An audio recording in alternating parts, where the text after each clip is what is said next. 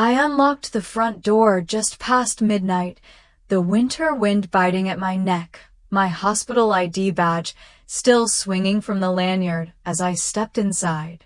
The silence hit me first. No music, no laughter, just the soft hum of the refrigerator and the faint blinking of the Christmas tree lights, casting slow-moving shadows across the living room.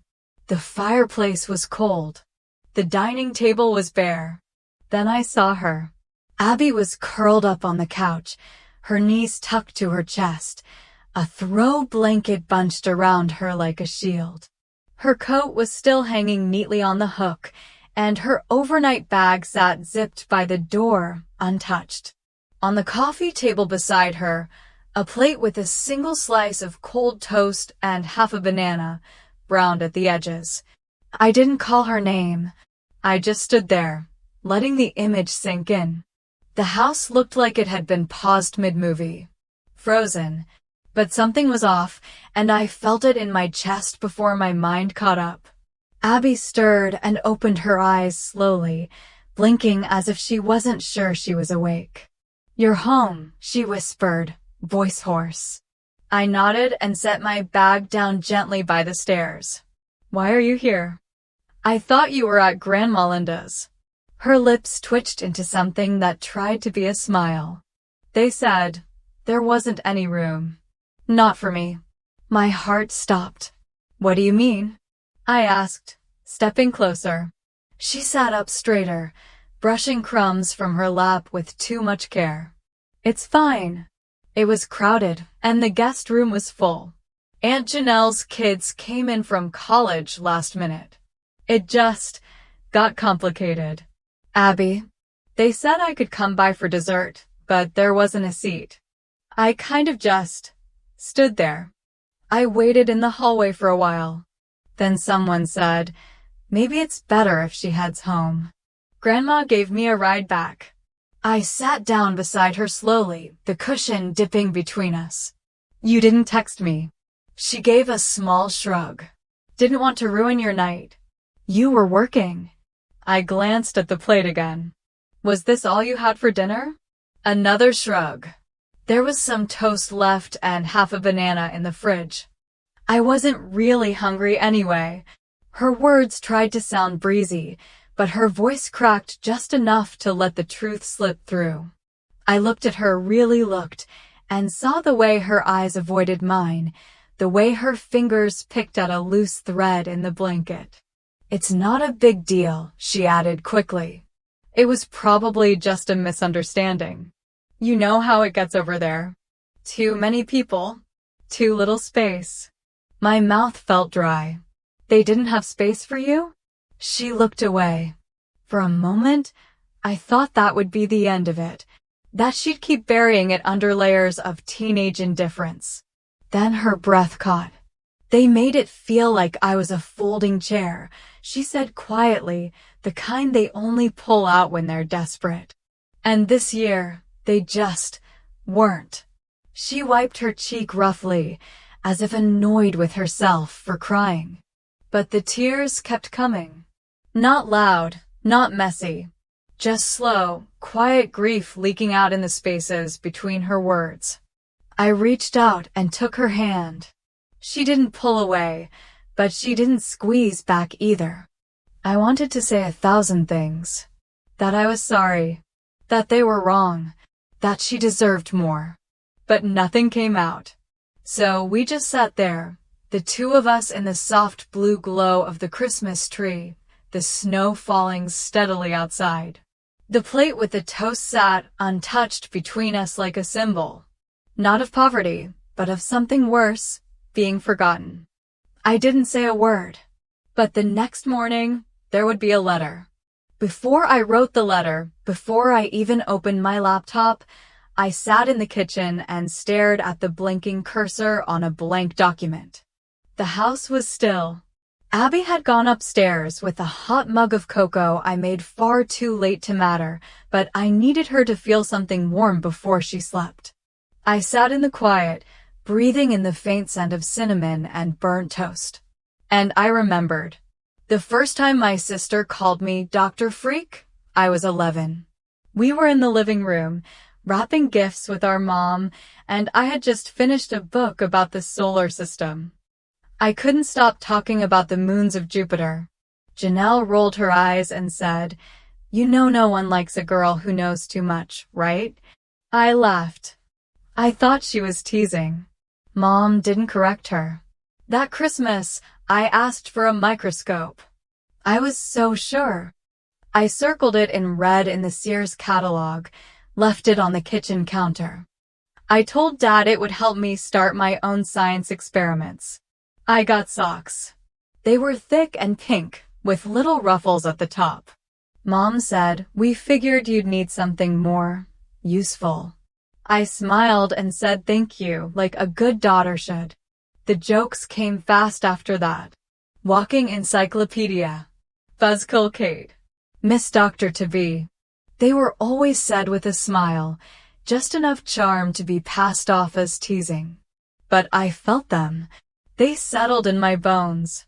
When I got my scholarship to Ohio State, full ride, pre-med, I printed out the letter and pinned it to the fridge. The next day, it was gone. Mom said it cluttered the space and asked, "Do you think any boys are going to like a girl who talks like a textbook?" Janelle got a cake when she got into beauty school. Balloons, too. I paid the bills for years. When Dad got laid off, I sent money. When Mom's roof leaked, I covered it. When Janelle totaled her car, I co-signed the loan for a new one.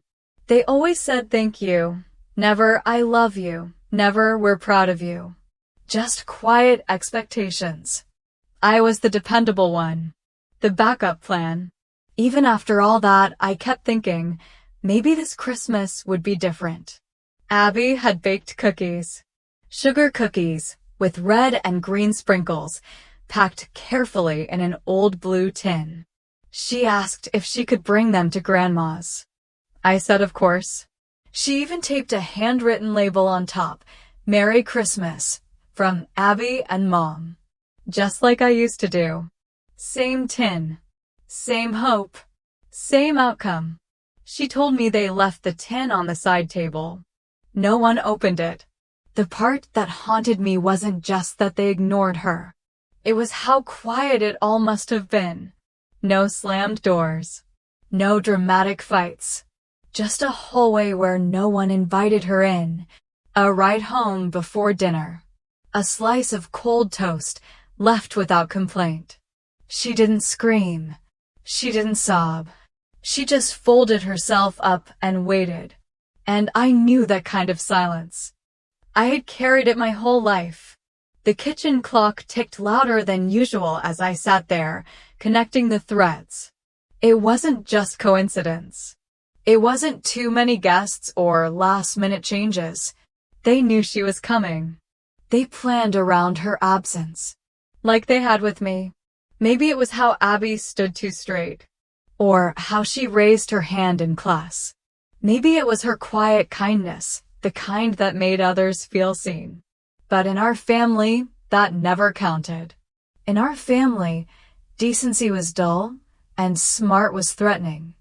I placed my fingers on the keyboard. I didn't sleep.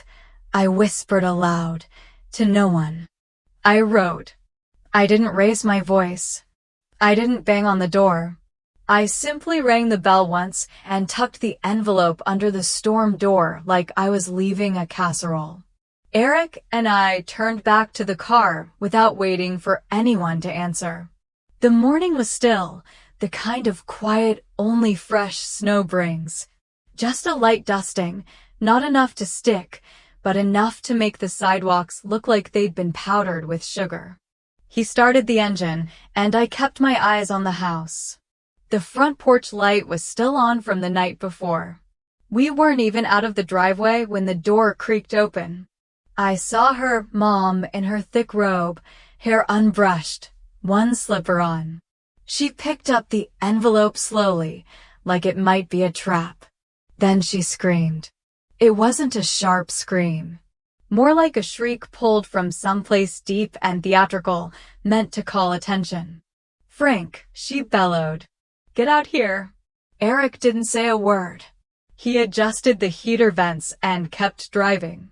I looked back once. Dad stumbled out next, shirtless and stomping through snow in socks, his chest heaving like he'd just run a mile. Mom was waving the letter in the air. I could hear her even through the closed windows. She's lost her mind. She's actually lost it. Then Janelle emerged, in plaid pajama pants and a mug in one hand. She looked less surprised and more annoyed, like she'd been interrupted during a show. Her mouth moved, but her gestures said it all, palms up, disbelief, the exaggerated shrug of someone who couldn't possibly be responsible. She glanced down the street. For a split second, our eyes met. She rolled hers and turned back toward the house. We didn't wait for more. Eric drove us home, slow and steady. The roads were icy, but I liked that. Gave me time to feel each breath. When we got back, the house was quiet. Abby was still asleep upstairs, tucked in her blanket cocoon. Her cheeks were pink from the heater, her mouth slightly open. She looked like the child she hadn't been in years. My phone buzzed, then buzzed again. And again. Janelle, seriously? You think this makes you the good guy? Janelle, pay for Lily's camp and we'll forgive you. Mom's crying. Janelle, you're turning into Grandma Evelyn, you know that? I didn't respond. Later that afternoon, I heard the knock. 3 sharp bangs, impatient. I opened the door to find Mom on the porch, wrapped in a long coat, cheeks flushed from cold or anger or both. In her fist was the letter, now torn down the middle. I can't believe you would humiliate us like this, she snapped. On Christmas. I didn't invite her in. I didn't even touch the doorframe. You didn't even let my daughter eat, I said calmly. She flinched. We're family, she whispered, her voice suddenly fragile. This is cruel. You've always been cold, but this is unstable. I stayed still. Her words didn't sting. Not anymore. I needed to protect Abby, I said, simply. She threw the torn letter at my feet and stormed off. I closed the door. That evening, after dinner, grilled cheese and tomato soup, simple and warm, Eric sat beside me on the couch. The TV was on, muted. Abby was reading on the floor, her head resting on the dog's back. I picked up the phone. Hey, it's Kate, I said. I'm ready to move forward. On the other end, my lawyer didn't miss a beat. 60 days? I nodded, though he couldn't see me. Yes, I said. 60. They kept calling. I didn't pick up. The first 2 days, it was constant. Calls from Mom, from Janelle, from private number. A few voicemails, the kind where someone pretends they didn't know they were being recorded. One where Mom sobbed quietly and whispered my name. One where Janelle laughed and said, "You're seriously gonna evict your own parents? You're sick, Kate." By day 3, the silence began to grow roots. Like frost seeping under the soil. I stopped paying the cable bill, the Wi-Fi, then the electricity. I called the water company and removed myself as the guarantor. My lawyer filed the eviction notice officially, 60 days, clean and lawful. The mortgage had been in my name for nearly 7 years. They had no idea. I suppose they thought money just floated down from the sky like snowflakes. They never asked how the lights stayed on, only complained when they flickered. Abby noticed the change. Not the legal parts, but the quiet. The way I wasn't checking my phone anymore. The way I lingered over my tea instead of rushing out the door. One morning, she slid a sticky note onto my coffee mug. It said, "Thank you for choosing me." I didn't cry, but I didn't speak either. January crept in without celebration. The snow turned to gray slush and the wind seemed to whistle in apology. Eric bought a new doormat that said home is who stays. I didn't say anything, but I left it there. Then Aunt Elaine showed up. I hadn't seen her since Thanksgiving. She stood on my porch holding a tin of cookies, store-bought, oatmeal raisin. The wind blew her scarf into her eyes. "May I come in?" she asked, voice trembling like she'd rehearsed it. We sat at the kitchen table. Abby was at the library with friends. Eric stayed upstairs, giving us space. Elaine opened the tin, offered it, then pushed it away like she was ashamed of it. "They said you were overreacting," she began. "That you misunderstood everything." I said nothing. She looked at me. "Did Abby really sleep here on Christmas Eve?" I nodded. "On the couch." They told her there wasn't room. Not in the car, not at the table. She had toast. Just one slice. Elaine's face changed, her lips parted, but no words came. I let the silence stay. "You know, I always thought you were the tough one," she said finally. "But maybe you were just the quiet one." I reached into the folder I'd left on the sideboard, pulled out 3 sheets of paper, placed them in front of her, each neatly printed. Utilities, repairs, taxes, Christmas gifts I'd paid for, emergencies I'd covered, a plane ticket, a hospital bill. She scanned the list slowly, the way someone reads a bad diagnosis. "They never told me any of this," she whispered. I didn't nod. I didn't need to. She closed the folder gently and placed both hands on it. Her fingers were trembling. "I don't know what to say." "Then don't," I said gently. "Just go home." Elaine stood slowly. She picked up the tin of cookies, then left it behind. She didn't look at me again until she reached the door. Her eyes were red. That night, I stood at the window, watching the street. The lights in their house were still on. I wondered what they were saying, if they thought I would undo it all, if they thought I was bluffing. My phone buzzed. A text from my lawyer. Still no movement. I stared at the screen for a long moment. Then typed, "Proceed." She rang my doorbell with the same expression I used to wear to job interviews, overprepared, underslept, and already broken. I opened the door slowly. Janelle stood there in a wool coat that hadn't been brushed in weeks, eyes darting like she was bracing for something worse than the February wind. "I just need a minute," she said, not meeting my eyes. I stepped aside and let her in. It was warm inside. Abby was at the dining table, head bent over a stack of college forms. Eric was somewhere upstairs fixing a leaky faucet. The kind of peace you can only earn. Janelle looked around like she'd forgotten what calm felt like.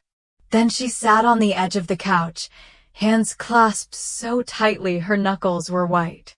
"I moved them in," she said, voice too loud. "Figured it was the right thing." I said nothing, just waited. At first it was fine. I even cooked, like, actually made me loaf, Kate. Still, I waited. But Mom didn't like how I did the potatoes. Dad kept turning the TV up. Lily couldn't sleep with them bickering all night. Then Mom wanted the master bedroom and said I should sleep in the guest room. In my own house. She was unraveling in real time. I've been working overtime. I can't afford their meds, their snacks, their cable package, and they want premium, of course. You know, Mom said she'd call CPS on me if I didn't let them babysit Lily. I blinked. That one took a second to process. They said I owe them, Janelle whispered. That they raised me, and it's my turn now. I folded my hands in my lap. And her eyes welled up. "I can't do it, Kate. I thought I could. I thought if I helped them, maybe they'd finally see me." Now she looked at me. For the first time in months, maybe years, she really looked. "I came here to ask if you'd help. Just find them a rental. Maybe cover the deposit. You always know what to say to landlords. There was a time I would have agreed before she finished her sentence. There was a time I thought helping was how I proved my worth. But that time had passed. I stood slowly, walked to the hallway table, took a deep breath, then turned and faced her. You watched them turn my daughter away on Christmas, I said. You made coffee while she sat outside. I didn't know. You didn't ask, I said softly. You didn't wonder where she was when the plates were full and hers was empty. She flinched. This, I gestured vaguely, encompassing her disheveled coat, her chapped lips, her frantic tone. This isn't punishment. It's reality. They became your problem when you stood by and said nothing. She opened her mouth, then closed it again. I walked her to the door. You have choices. But so do I. Outside, the slush was melting, leaving patches of brown grass and broken ice. Janelle stepped off the porch without saying goodbye. A week later, a cousin texted me a grainy photo. Janelle, Mom, and Dad in front of a peeling 2-bedroom rental, holding mismatched boxes. They said you abandoned them. I didn't respond. I turned off my phone and returned to helping Abby fill out her FAFSA. She asked if she could apply for the early decision program. I told her, always choose the door that opens toward the future. We were sitting on the porch swing, the kind that creaks just enough to remind you it's real, when Abby said, I don't miss them, you know. The cicadas hummed like an old engine, and the ice in our glasses clicked softly as it melted. July in Ohio is thick with heat and memory. I nodded but didn't rush to speak. Her hair was longer now, pulled into a soft braid over one shoulder. She looked out across the yard like it belonged to her, and maybe, in the most important ways, it did. I used to think I had to miss them, she said, gently swirling her tea. That something was wrong with me if I didn't. I tilted my glass toward hers and mock toast. Turns out, something was just wrong with them. She laughed, but there wasn't bitterness in it. Just clarity. That's the difference a year can make. It was summer 2025. She'd finished her first year studying psychology and women's studies. I couldn't always follow her class projects, but I saw how she spoke with more conviction now. She had found her voice, and she knew how to use it. I think about Lily sometimes, she said. She probably doesn't even remember that night. Maybe that's a blessing, I replied. The house was quiet inside. Clean. Still. After I sold the old family home last spring, we moved here. Smaller, sunnier, ours. I used part of the proceeds for Abby's tuition. The rest? Peace of mind, measured in silence and porch mornings like this one. We created our own holidays now. Thanksgiving was just the two of us with mismatched placemats and a new pie recipe each year. Christmas had no guest list. We lit candles, played vinyl, and baked cranberry bread just because we liked the smell. I hadn't heard their voices since the move, but their presence tried to return in smaller ways. Birthday texts with no warmth, Easter forwards with blurry gifs of lilies. I read them, sometimes, before deleting. Abby didn't even bother. A buzz from my phone pulled me back. A message lit up the screen. Hope you're proud of what you've done. I smiled, then deleted it. Not out of anger, just habit now. Like sweeping leaves off the porch. They'll text again, Abby said, without looking over. They always do, I replied. We sipped in silence for a while longer. Then I reached into my pocket. I got you something. She raised an eyebrow. It's not my birthday. I know. I handed her a small silver box, the kind you keep long after the wrapping paper is gone. She opened it slowly, with the same reverence she used when handling old books.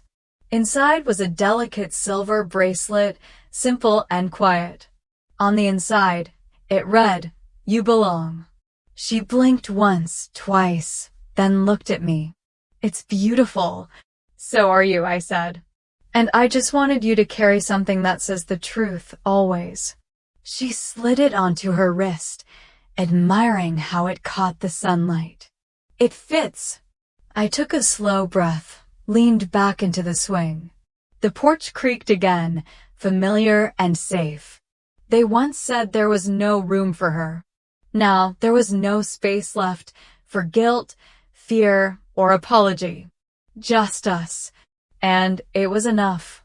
Abby twisted the bracelet around her wrist, the silver glinting in the afternoon light.